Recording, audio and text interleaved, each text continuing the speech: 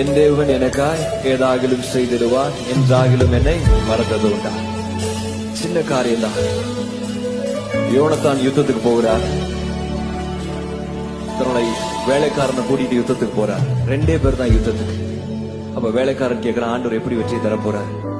யோனத்தான்ட பதில் கிடையாது.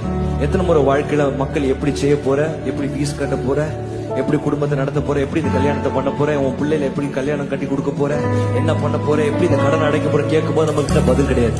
எத்தனை முறை பதில் இல்லாத நேரங்கள் நமக்கு உண்டு. How many times we don't have an answer for the people? யோனத்தானுக்கு அதே நேரத்துல பதில் இல்லை.